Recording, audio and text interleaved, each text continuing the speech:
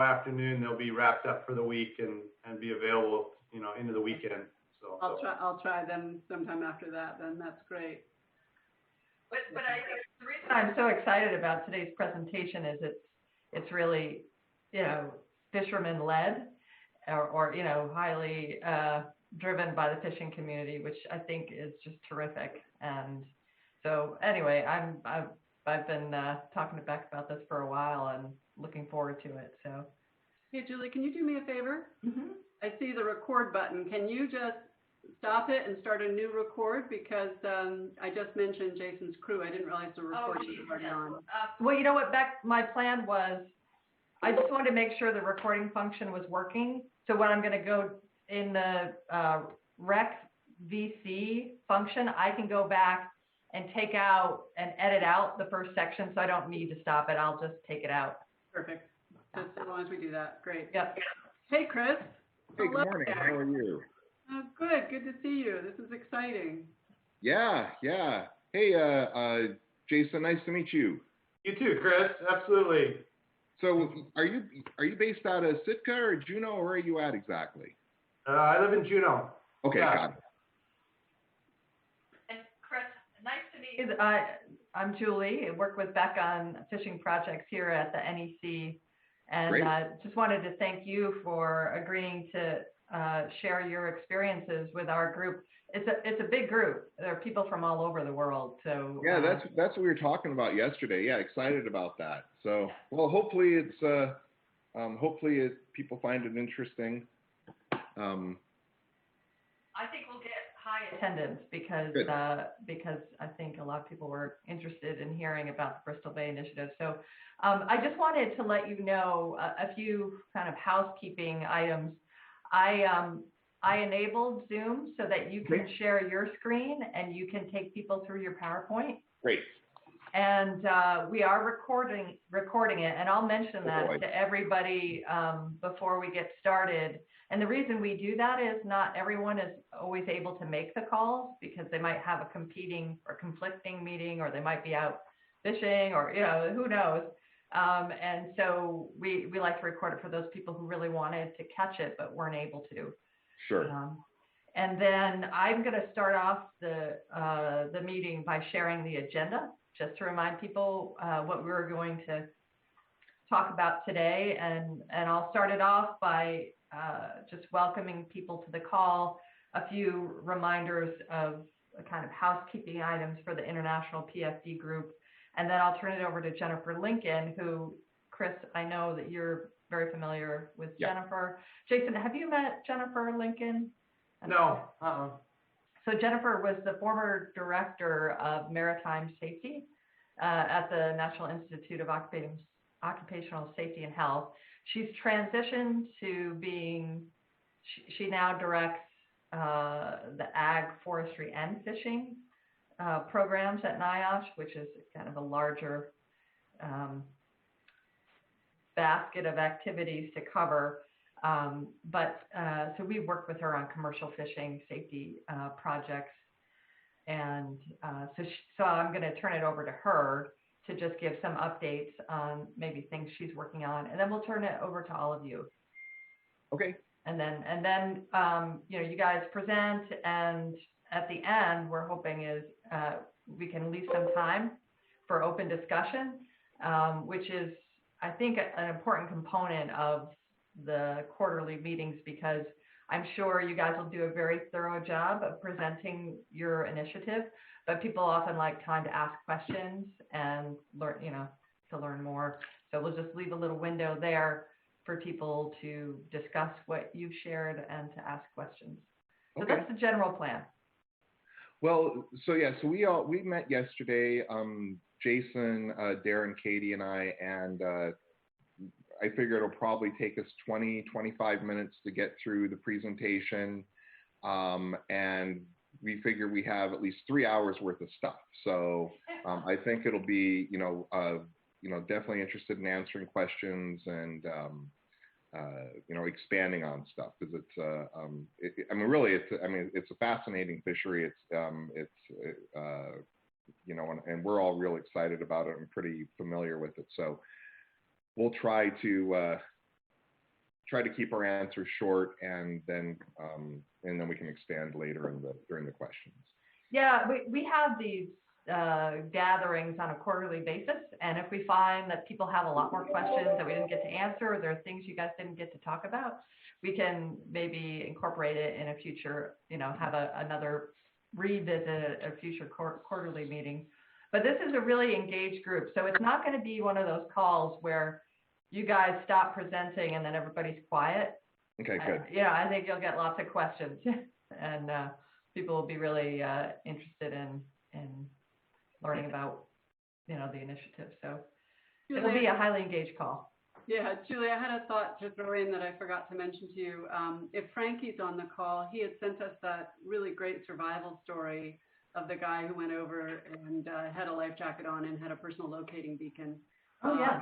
You could maybe throw that in at the end when we wrap up and do the next steps, maybe, and I can send that news link out to people later, but that was a nice story. Yeah, I will mention that. And that was... Well, Frankie sent it to me, and that was... the fisherman was, which fishery? I was just wondering. Oh, that I don't remember, but it's in the UK, I believe. And it was a PLB, right? That he. Yeah, the fact that he had a personal locating beacon, I think, helped his rescue, which was great. Well, and a life jacket. Yeah, because it took what, 90 minutes? Yeah. In very cold water. Yeah. Oh, wow. Yeah. So Darren, is that you? DM? Yeah, it is. Good morning, Chris. Hey, good morning. Hi, Darren. Hey, Darren. Hello. Homer.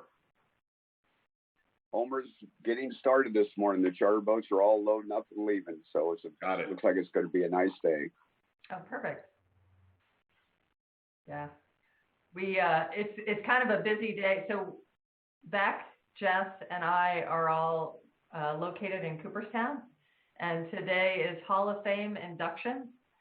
So Derek Jeter is being inducted, and I haven't been into town, but everybody locally is saying, don't go into town. It's going to be nuts. But Beck, did you see how many people we have so far? I have no idea, but it's busier than they thought it would be because of the change time. But there are people who drove in from California, from Michigan, from Miami. It's really impressive to see the dedication and the effort people go through. I mean, whole families have pitched up here for the day. Yeah. It's really sweet. Yeah. Yeah, and on a busy day, off season, there are like 2,000 people who live in our town. So it's not a big town.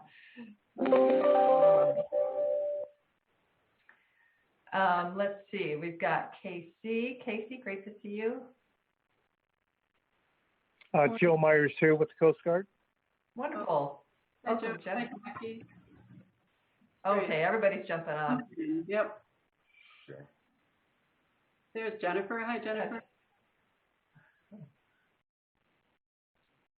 Let's see, yeah.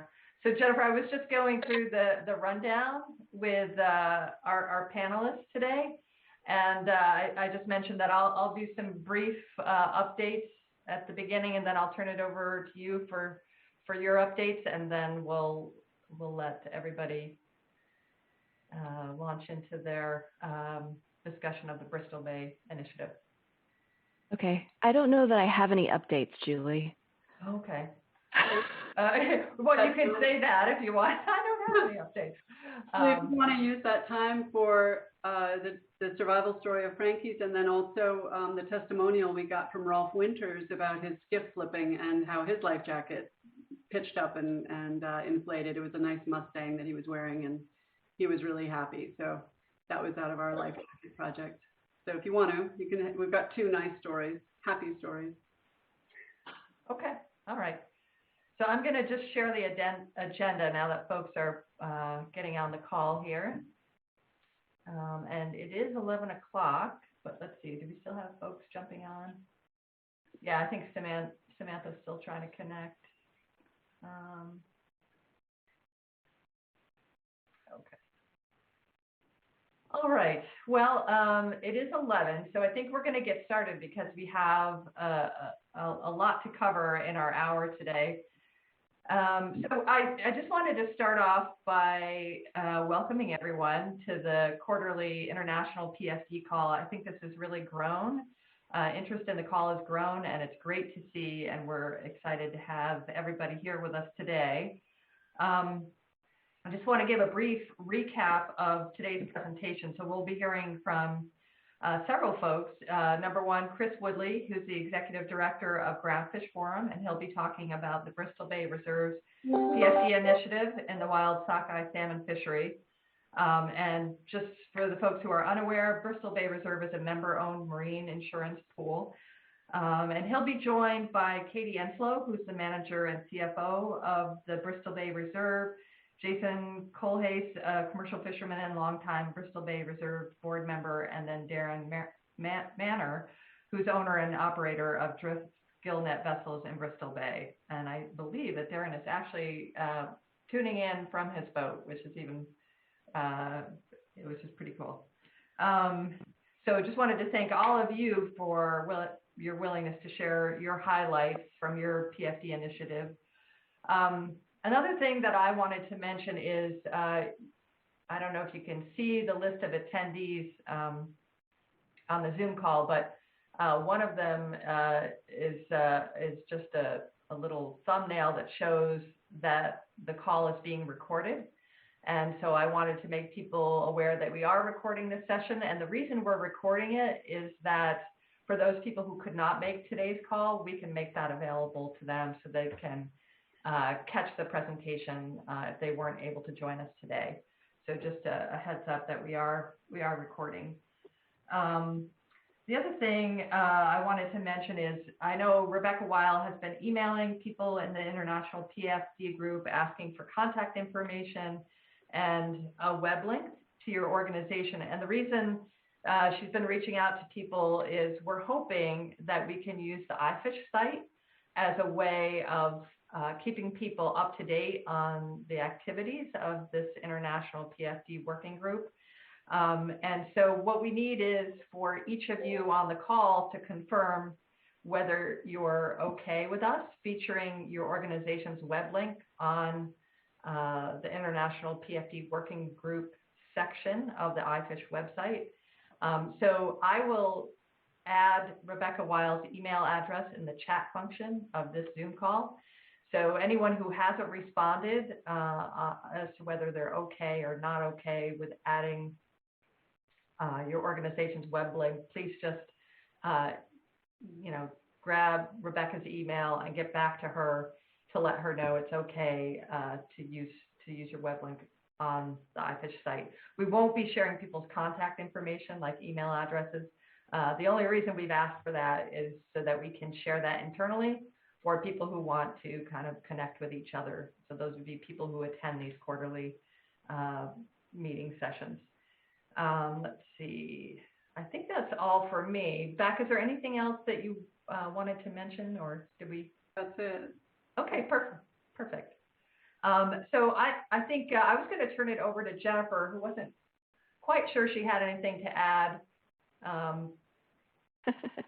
Hi everyone. Good morning, good afternoon, good evening. I'm so happy that folks could join the call again, and I'm really looking forward to this presentation from our Bristol Bay colleagues.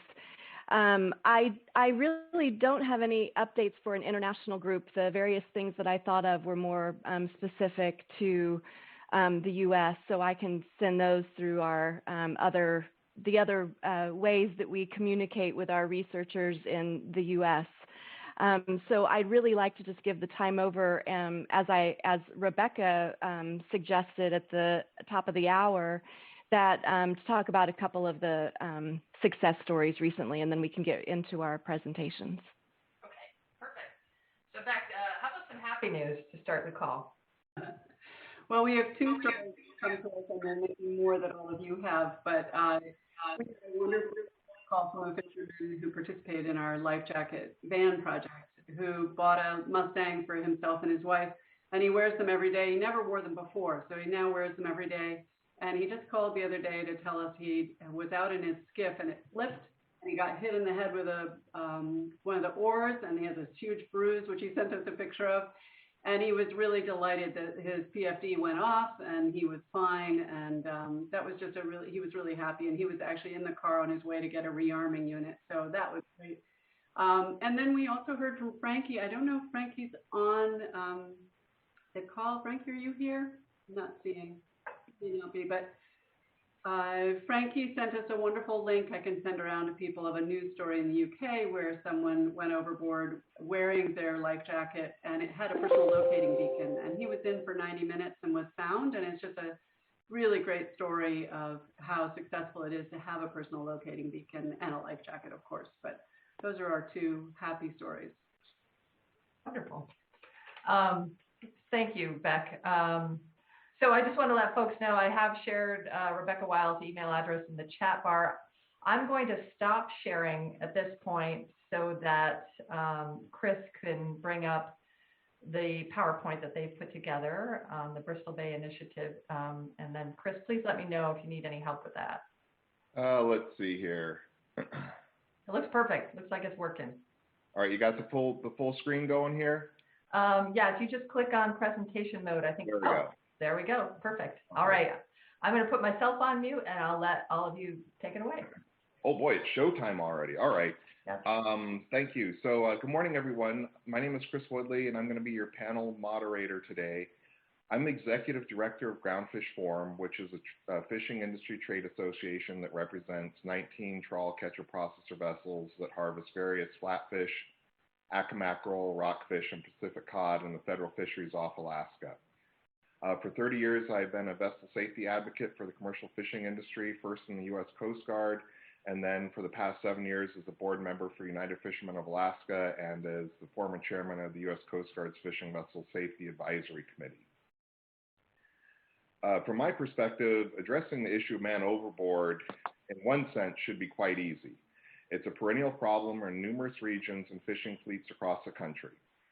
Second, the technology to solve the problem, wearing of PFDs, the electronic wizardry involved in personal locator beacons, PML lights on the life jackets to notify rescuers and assist finding victims in the water is, it's not expensive, or it's not inexpensive, I should say, but it's readily available and easy to use.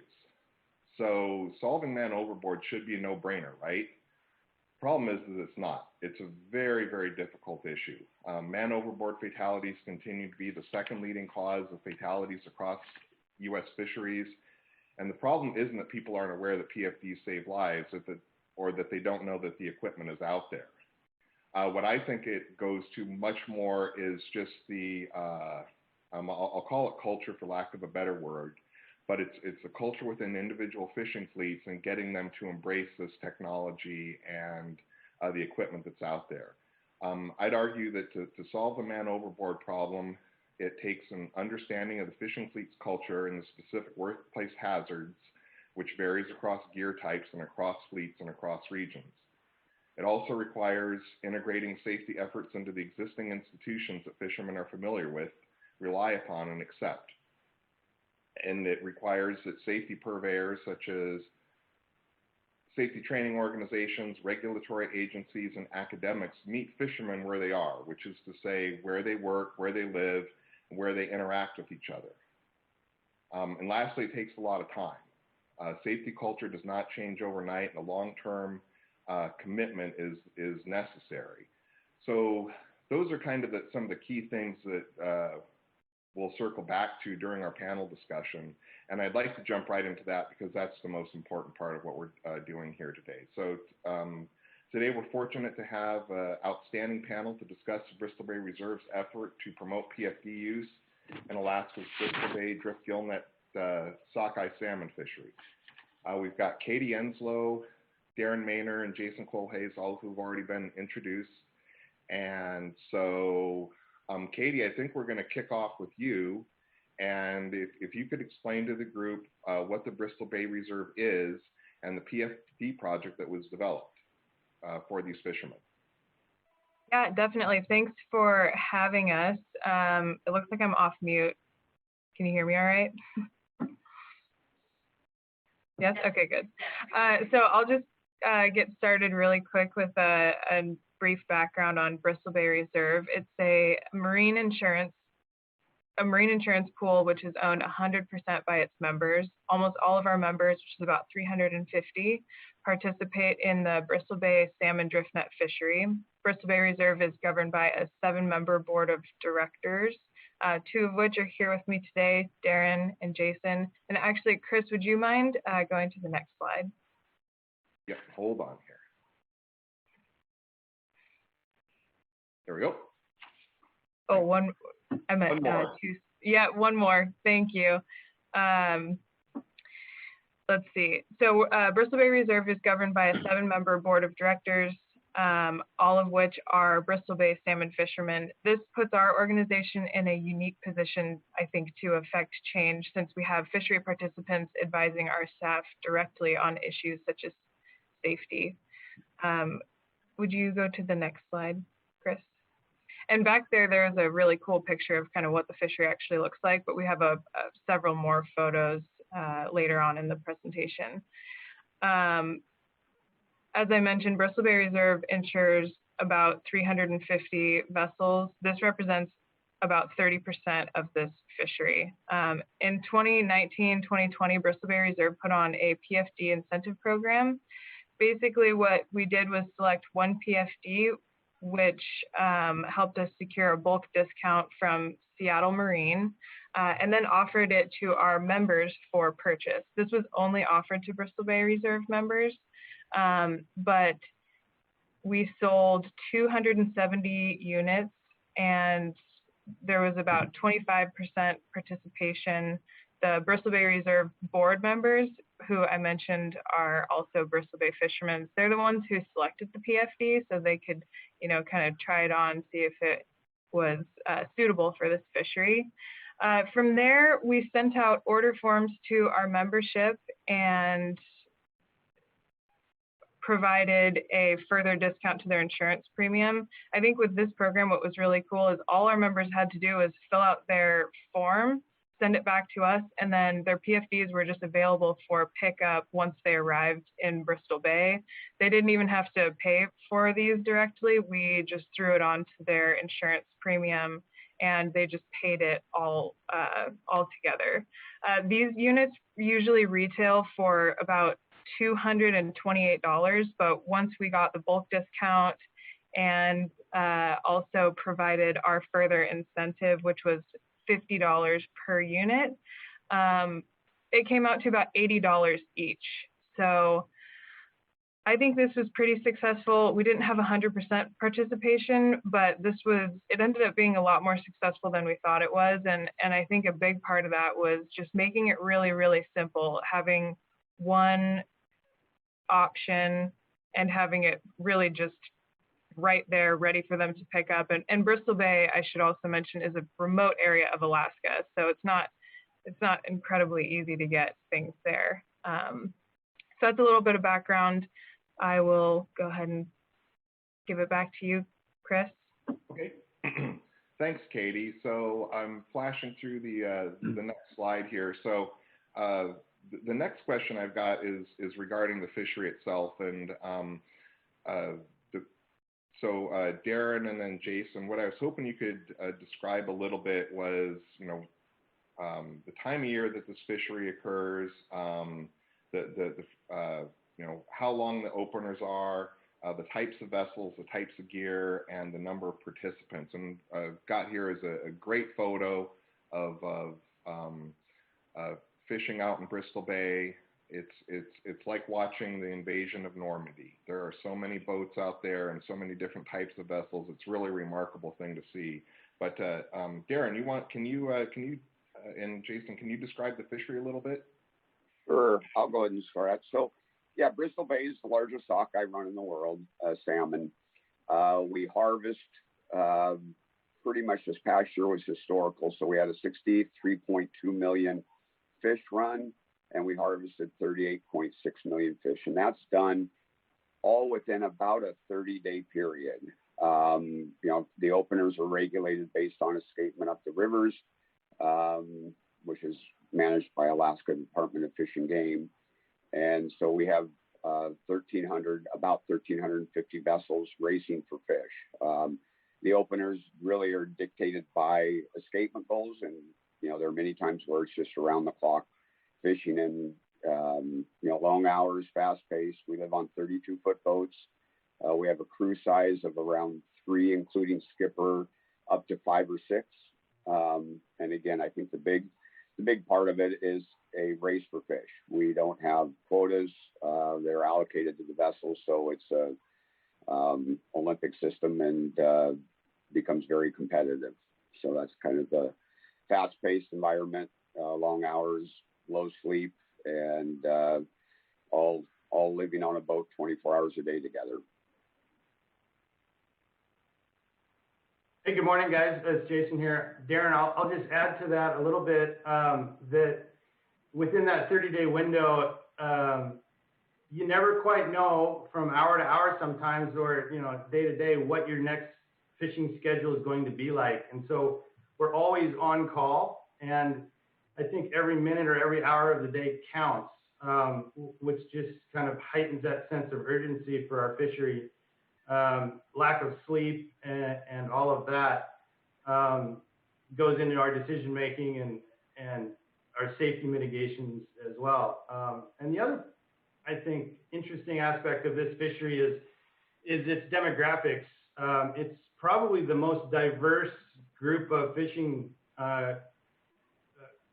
captains and crew across the North Pacific. I mean, we've got people that are professional fishermen that work 12 months of the year on the water, and then we have folks that are professional medical doctors and lawyers and business executives that are coming in from around the country that come in for 4 to 6 weeks to participate. So it's an incredibly diverse group of people that are on the water. And when we talk about, Chris mentioned the culture, when we talk about trying to change the culture, especially with regards to safety, we're trying to educate people from very different backgrounds. They're not all like-minded or have the same experiences.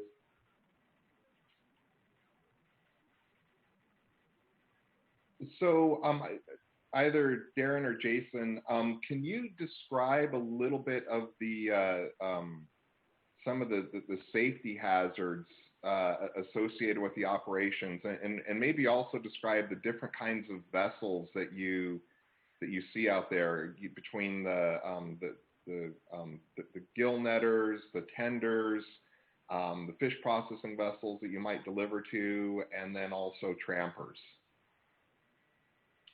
Sure, Chris. I'll start off a little bit. Pictures speak 1,000 words, and this picture here in front of you is a great example of some of the hazards that we associate with, falling overboard or man overboard. It's, I think Darren would agree, it's not just a general operation while you're working the nets and actually engaged in harvesting, but the process of the offload, which you see here, the gill netter tied next to the much larger tender vessel, and that interaction between the two vessels, I think, is inherently more dangerous than the actual fishing operation, because it forces the crew members to get to the edge of the boat and to operate and perform tasks and duties that are taking them to the edge of the boat, whereas when we're harvesting, you're more focused on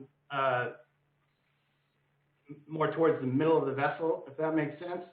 And so we're really looking at activities like this, and there was a photo earlier of an individual retrieving an anchor, and those activities are pretty inherently risky. A lot of these boats don't have very high rail systems on them, so a trip and fall over the side is significant, and operating within the weather patterns that we have.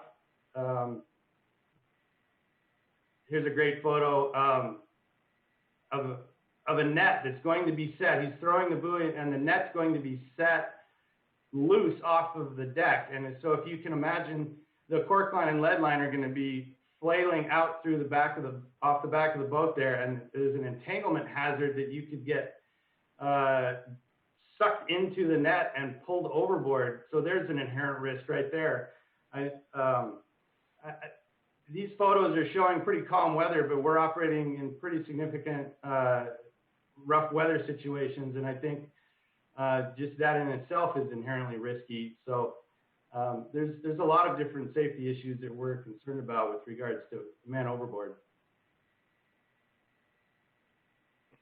All right, thanks, Jason. One last, I guess, follow-on question, and then maybe we could shift to the next topic, which is the, well, I guess it's two things. It's, what's the overall level of crew experience? Is this, I mean, do you have a lot of long-time people, or are there a lot of like younger folks that this may be their first time fishing? And then the second question is, how many overall participants are there in the fishery? I think Katie mentioned that there's about 1,200 vessels, but how many crew are typically on board a boat? I'll go ahead and take that if you want, Jason. So you're in answer to your question on the boats, you're around 1,300, 1,350. Sometimes it'll float up to 1,400 vessel participants. Crew size ranges, you know, when we first started, it used to be just 3 of us with the skipper. Now we've, you know, some guys are growing upwards of 6. You know, as we said, it's production based, highly, you know, physical. There's not a lot of automation to get the fish out of the net. You're picking them out of a gill net. And the other question you had, Chris, was what? Oh, just the like crew experience. Are these guys all like seasoned deckhands, or do you have a lot of new folks out there? Or... Well, as Jason stated, it's very diverse. So I think a lot of it has to do with your contacts. We have crewmen that are year-round, you know, Bering Sea fishermen that take summers and come up. We have college students. We have family members. So you get a very diverse group of crew, and your skill set, you know, usually is dictated by the money that the fishery's having, or the success that it's had. And Bristol Bay's had successful years recently, and it's a short window. So what you find is a lot of people will come in for the 30 days and then go to other fisheries. So you benefit from that in some ways, but in other ways, you know, they come in with ideas of safety and some of these other things. So, you know, we kind of go through every year if you have returning crew, and I think most of us have been benefited from having crew that's been with us. You know, I've had some crew members who've been with me for 15 years, but then they move on. But so there's a turnover, definitely, and you have a very diverse, you know, crew complement and skill set. So it's pretty much from A to Z. Okay. All right. Well, thanks for painting the picture of what this. I'm going to flash through another couple of pictures here. Thanks for painting a picture of what this fishery looks like and its operation. So now, Katie, I'd like to jump to you. And given the you know, huge number of people and the diverse operations and the fact they're coming from all over the country with different skills and backgrounds and experience, how did you convince these guys that wearing PFDs, and when I say you, how did Bristol Bay Reserve convince these guys and women that wearing PFDs was a good thing? And how did you promote it? Yeah, well, I think they all are kind of having to convince each other that wearing them is a good thing. But what we did in our program is, if you'll go back to the slide with the order form, I don't know that people will be able to read it, but on this right-hand side, the board of directors wrote a letter to our membership kind of explaining that man overboard is the leading cause of death in this fishery. And, you know, that's pretty unacceptable. So we provided some context. Hey, this is an issue. And I think, and then provided a solution at a good deal. I think fishermen like a good deal, and then made it really easy for them to actually purchase and pick up these units. But we did get a number of phone calls just thanking us even for kind of bringing this back to the top of people's minds, that PFDs are something that they should be considering having on their vessels, like especially these newer, more slender designs. So I think that answers the question. Basically, just reminded them that this is a serious hazard, and it's completely preventable from what we can see. So there you have it. All right, thanks, Katie. So for Darren or Jason, as direct participants in the fishery, what do you see out there on or I guess what have you seen in terms of changes or acceptance of wearing PFDs? I mean, you know, the Bristol Bay Reserve initiative aside, do you see more people out there wearing them than you have before? And are there any other activities that occur within the Bristol Bay fishery, either recently or in the past, that have promoted PFD use? Yeah, Chris. I'll just jump in, Darren. I think we talked yesterday, but this has been a slow process. The idea of engaging and embracing safety concerns in a fishery like Bristol, or in any fishery really, is a tough sell. And for whatever reason, fishermen, in one of my perspectives, is fishermen perceive safety initiatives as getting in the way of their efficiencies or profitability. And we kind of have to break some of these older attitudes or traditions that are out there. But yes, Bristol Bay in particular, I think we've seen a slow and steady increase in PFD acceptance and usage. And I think the number one reason, or probably the biggest effect to that, is just peer support, or I don't want to use peer pressure as a term, but people recognizing that we can be wearing PFDs, you can be seen wearing PFDs. You're not less macho because of it. You're able to produce as much fish. The guys are having deck loads of fish, and they're still wearing their PFDs. Honestly, just the visibility of the unit, of the PFD itself, it goes more to support the broader concept, I guess, than anything.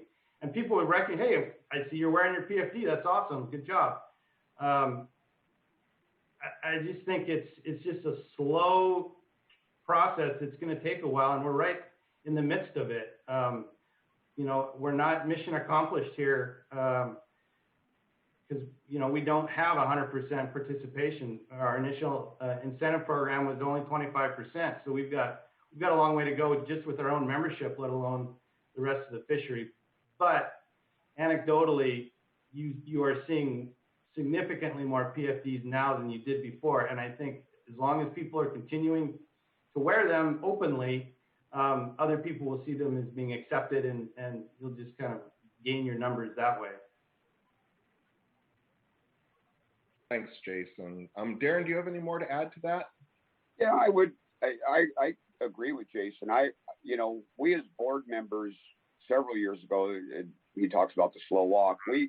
We all tried out. I don't know how many years ago. Must have been 5 years ago. We tried the regatta flotation bibs and, you know, a bunch of those different PFDs on our vessels to kind of see what worked, and looked into it. And, you know, I started doing it with my crew.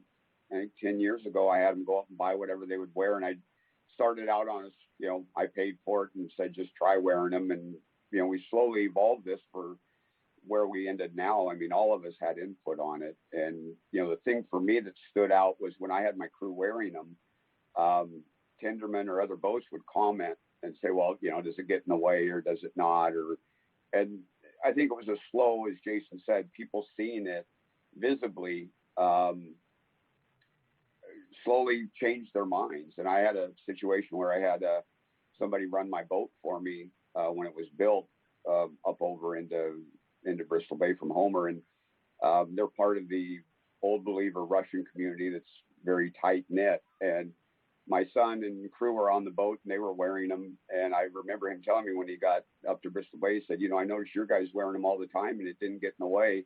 And he goes, I ordered 3 and I'm going to have them this year. And I think a lot of that had to do with just observing it and not seeing it get in the way of their operations. So I think it's just continued exposure and slowly, hopefully we get to where it's more acceptable or more of it. And I'm seeing it up there. I see more and more people having them hanging on their hooks on the back of the house, knowing that they throw them on. I think one of the biggest things for us was, you know, if we can just get them to start wearing them when they go up and pull the anchor. And that's kind of where I think some of our focus was to start on that. And then it kind of grew from there. If I can just add also really quickly, when we started this program, we worked really closely with Seattle Marine, and they have a location up in Bristol Bay. They prepared for other people who are not members of our program to also want to purchase PFDs. So they ordered a lot of extras. I don't know how many extras, but what I do know is that they sold out of this PFD at all of their locations after our program started.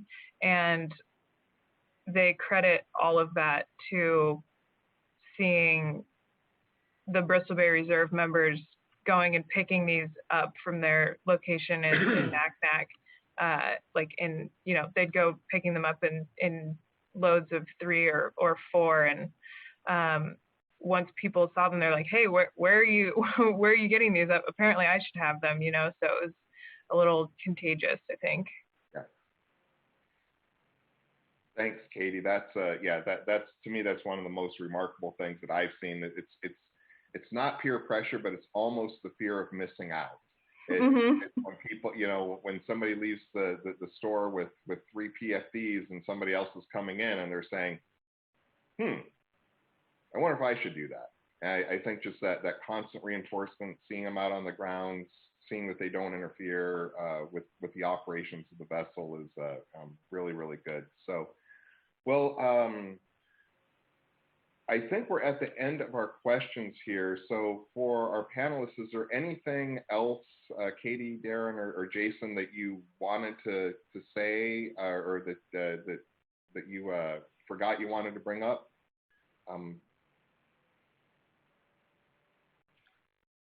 No, nope. Good. All right, great. Well, I think then that is the end of the panelist presentation. And so I think at this point, we should move on to questions, if that's all right, from the audience. That would be great, Chris. And we actually have quite a few great questions that have come up in the chat function. So maybe if I could shoot those out and we could maybe tackle those. And then if people want, you can continue to add your questions in the chat function, or just take yourself off mute or raise your hand and I can, and I know that I see that Jennifer has already raised her hand. So, Jennifer, why don't you start off the question session and then I can fill in with questions from the chat. Okay, I'm happy to, thanks. So Darren, I was thrilled that you mentioned the testing out those PFDs all those years ago.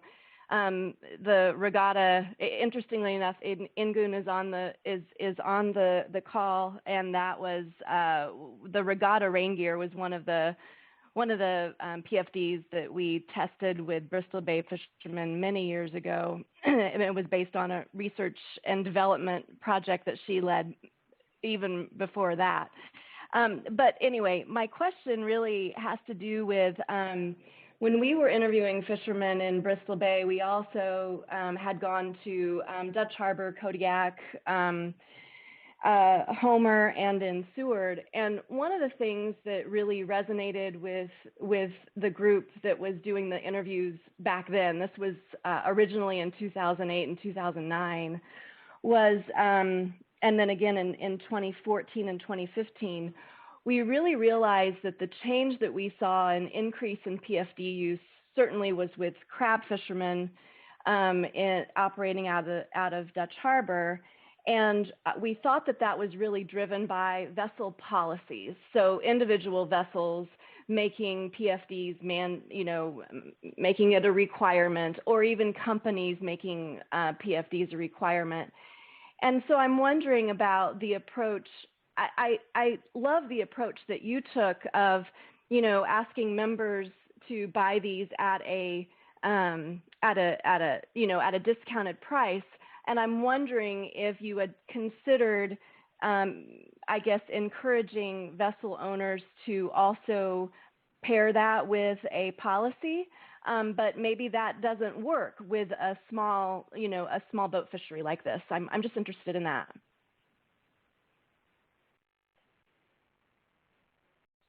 So I'll go ahead and Jason, you can chime in. I think we each operate independently and kind of set our own policies based on experiences. The 7 board members, I can't speak for all of them. For myself, it's evolved. And what I mean now is to the point where when I interview somebody, I explain what my policies are on the boat. And I pretty much have it. If you go through the door onto that deck and we're working, I want a PFD on. It's not a fireable offense. It's not, and if they're not comfortable with it, we talk about it. I've not had it yet to where somebody says I won't wear one. I do see it where my crew that's been with me, literally they'll come back in the cabin if they forget to put it on and put it on now, which is kind of an interesting observation I've had on that. So I think we each kind of dictate it differently. I know some other board members were, I don't know that it might get in the way of the movement of my crew. And they said, well, I just want them to wear it when they're pulling the anchor. And I think it's evolved for them too. So as far as policy, we've talked about that. And I think a big part, we've done other things as board members, and we found that incentivization seems to work far greater than mandates for us as a group. And so we've kind of adhered to that. And that was, I think, part of it, as well as the discount on the insurance. It almost made it a no-brainer, for lack of a better word, for them not to do it. Yeah. Yeah, great. Thanks. Jason, did you want to respond? No, I would just affirm what Darren just said with regards to the incentive. We've been very reluctant to be punitive with our members or become dictative and trying to respect everybody's individual operations and give them the choice, but support it as much as we can through incentive programs. And it's been, in our opinion, pretty successful in that way. So allowing people to develop their own policy instead of us dictating it to them in just respecting them as individual operators is important, I think, for us. We do have a question here in the chat function, which is, I think, a good question for Jason or Darren. Do you haul the nets over the stern? We've got a technical operations question. Yeah, so sorry, Darren, if you, we mentioned the diversity of the demographics of the fleet. There's a significant diversity in the type of vessels that are out there, but primarily, yes. Most of the vessels set and retrieve their net off of the stern. There was a photograph of a crew member throwing a buoy off the stern. That's a pretty good example of how a net is deployed and retrieved. It goes off the stern through what we call stern rollers. So yes, that's pretty common mostly. There are some vessels that haul off of the front. They're called bow pickers, where the net's retrieved off of the front, but the majority of the fleet uses this stern method. I think another comment versus question, but I think it's a great comment. I know that somebody had mentioned that it looks like pretty cold water.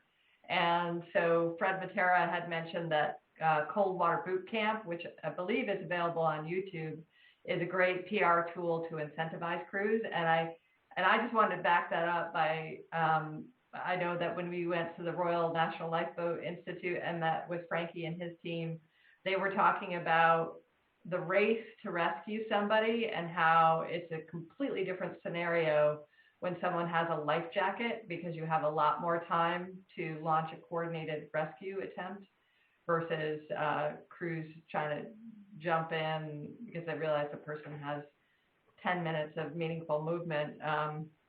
So I think that's a great point, Fred. And I don't know, Jason or Darren, do you know if any of your crew members or people you work with in the industry are aware of that cold water boot camp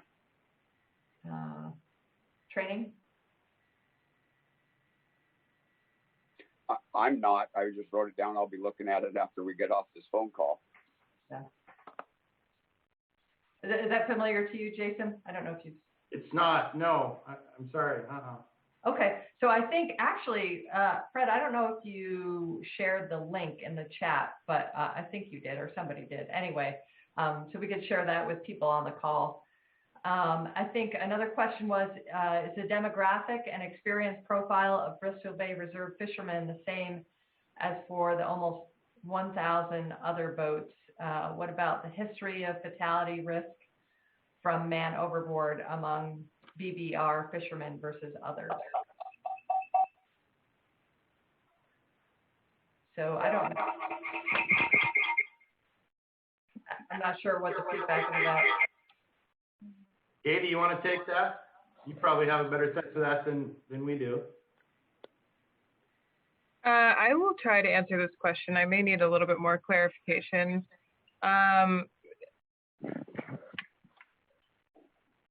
Sorry, are you asking about like other fisheries or this fishery compared to other fisheries?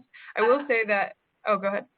It seems to me that the question is how representative is Bristol Bay Reserve when compared to other fisheries? Yeah, Bristol Bay is pretty unique, but I think that as far as the mentality of seeing other people wearing PFDs is probably the best, one of the best ways to get any fishery to increase their participation. I spoke with a few people that participate in other fisheries to kind of gauge their opinions on the use of PFDs and sorry, let me back up. We manage 3 marine insurance pools here. So Bristol Bay Reserve is one. We also manage a pool, Southeast Alaska Fishermen's Alliance Reserve and Seine Vessel Reserve. So we work with many different types of operations, and the vessel size, the number of crew, all of that seems to greatly impact people's outlooks on not only the use of PFDs in general, but the type of PFDs that they would consider using if they're not using them already. I'll just give 2 quick examples. I spoke with someone who is a gillnet. They operate in a gillnet fishery in Southeast Alaska. It's just the vessel operator and her husband, and they have no interest in really wearing PFDs. And a big part of that is the cost. And the other part of that, they have serious entanglement concerns. I don't know, to be honest, when the last time they went in and tried on a bunch of different PFDs. So some of it could be related to just the education. But I know that for that fishery, they're much less profitable than Bristol Bay. So the cost is really important. And then in other fisheries with larger vessels, I think that the concern of falling overboard, here we're based in Seattle, the Puget Sound Seine vessels, I spoke with a couple operators, and they just don't have a concern of their crew falling overboard unless they're operating the skiff. So they'll have their skiff operators, which is like the smaller boat, they'll have them wear a PFD, but they really don't see a huge need to force all the rest of their crew to be wearing PFDs at all times. Hope that answers that question. That's great. Thanks, Katie. I think so. It sounds like there is some differences. in different fisheries. But I think there's another great question here from Ted about whether the folks in Bristol Bay have heard anything from the fishermen about the performance of the PFD that you had chosen to feature as part of your initiative. Do people like it? Do they have suggestions for design improvements that we could share with manufacturers? Or maybe you've already shared some improvement ideas with manufacturers. If I could start on this one, I have not shared any suggestion with manufacturers. I received one comment that the member who purchased this PFD, they liked the size and it was comfortable, but they were nervous about using the hydrostatic, I think I'm saying that right, that tablet without having replacements. And each of these units came with a guide on how to maintain each PFD. And when I looked online to try and buy these tablets and the maintenance kits, I couldn't find them. So I did actually contact Seattle Marine. So I take that back. I did contact Seattle Marine and ask them to stock the maintenance kits, but that's the most feedback that I've received so far. What about you, maybe Darren? Yeah, and Chris, you can correct me here, but I think one of the things that we found was that to keep the cost down, the old Mustang horse collar with the hydrostatic was generally more expensive, and these are salt tablets, correct, or some dissolvable unit that allows it to trigger when it gets wet, and that allowed the cost substantially to become less.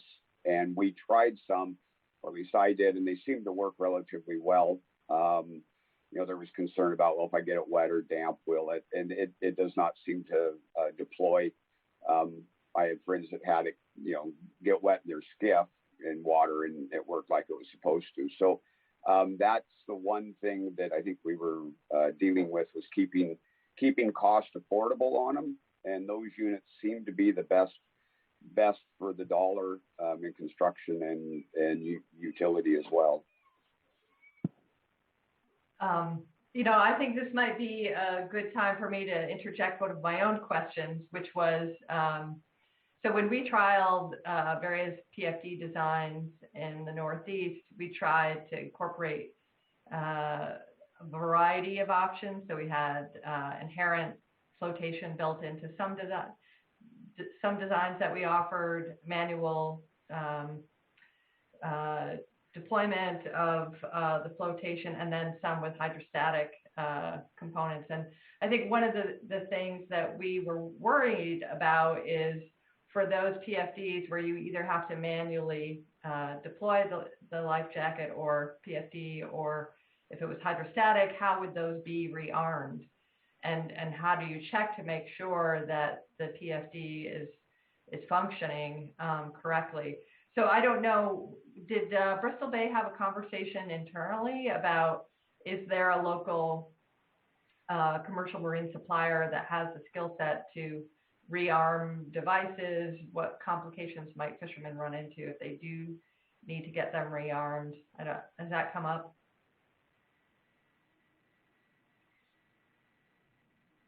We didn't discuss that as a group. I don't think it's, Darren or Jason, do you have any? I don't recall discussing that as a group. It's certainly worth talking about, but I think our main goal was to get units that we thought would be comfortable, affordable, and get them in as many hands as we could, as quickly as we could. Yeah, I think you're right, Katie, and if you have any different recollection, Darren, but I think our emphasis is really just to get the program up and running. And so some of the nuances of the details, like you're talking about, we might have just passed over simply just to move forward with a sense of urgency. I can't remember how early we started this conversation prior to that, whatever season was, but it was like, let's make this happen as quickly as we can, was really the primary focus. Yeah, I'll also say, I mean, when I did receive the inquiry about, hey, where do I get these replacement tablets? I contacted Seattle Marine and they immediately stocked them in, I don't know about every single one of their locations, but they made them available at the location in Bristol Bay in Naknek, and also available online, which they previously were not easy to find. And then, you know, our program, we do a lot of stuff here, so we just don't have a lot of the staff time to give we don't have a lot more staff time to give this program, unfortunately. I wish that we did, but we're a small office and we pretty much just did the best that we could, I think.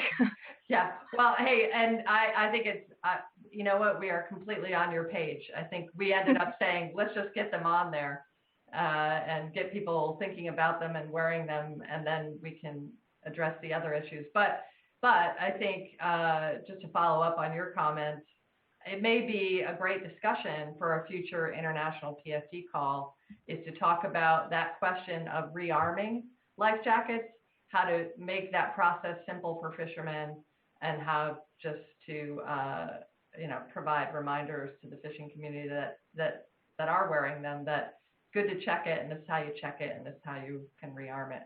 So maybe a topic for a future discussion. We have a few more minutes for another question. Let's see here. Are the locator devices on the PFD similar to transponders used by skiers for locating them under an avalanche? I'm not sure you guys have locator devices in the yeah. So Bob, I don't know if you want to take yourself off mute, and maybe I'm not doing justice to your question. But yeah, I thought when a person fell overboard, they could locate them by a device on the PFD. Or maybe I misunderstood that. Not on these. Go ahead, Chris. Yeah, I may have created some confusion out there. What I was speaking to in my remarks was the fact that you do have personal locator beacons that are available for putting on PFDs, but it's, number one, it's not a requirement, and I think that is probably not a lot of those devices out there. More important is probably just the personal the light that comes on the PFD that can help you spot somebody. But would a locator be too expensive to include in PFDs, you think? I think those units are a couple $100 if I'm not mistaken. So if the 300, yeah, that was the number I was thinking of too. So if you've got a life jacket that retails for $280 something, and then a personal locator, you know, beacon, that could be a lot of money depending on the operation. For some operations, it's not, but I haven't, you know, I think that's actually something that the National Transportation Safety Board is currently engaging with the Coast Guard on, is whether to mandate personal locator beacons as part of the survival suit or PFD package. But that's a request from NTSB, and I'm not sure that the Coast Guard is on board with that at this point. Thank you. I would just add very quickly, I think the idea of a personal locator beacon with regards to the added cost of the package would be a really hard sell in Bristol Bay, only because the vast majority of our time is spent in fairly close proximity to other vessels. We're rarely operating where we don't have line of sight with another vessel that's close by. So somebody falling overboard, granted we are operating at night, but we're operating, you know, over the summer solstice. So it's rare that we have real dark conditions, but the idea of somebody falling overboard in a situation that somebody couldn't get line of sight onto that person is in the minority of time that we have there. So I think it would be a hard sell if we started throwing out personal locator devices with the PFDs. I'd also comment on here, you know, space is a big issue. You know, if you see a couple of those pictures, they're wearing the horse collars underneath their rain gear, and they're taking those on and off depending upon the day several times. And the bulkiness of them that I've seen, and the PLBs are bigger. If they got them smaller, that'd be one thing. But I agree with Jason. I think that that would be a larger step for us as a group to get people to sign on to. Not that I don't think there's merit to it, but that's kind of where we're at on it as a group. Yeah. Well, and I think that underscores a point that every fishery is different and maybe sees the risk differently and sees the value of that differently. So a tailored approach is sometimes the best. We're at 11:55, and I just wanted to take a moment to highlight some of the comments, which are just high five to all of you for taking on this initiative and doing a terrific job getting life jackets out there, accessible and affordable to fishermen, which is a big part. I think we're asking them to change behavior. If we can meet people halfway, it just makes a lot of sense. So yeah, thanks to all of you for joining and sharing your experiences with the initiative. I think the other thing I wanted to point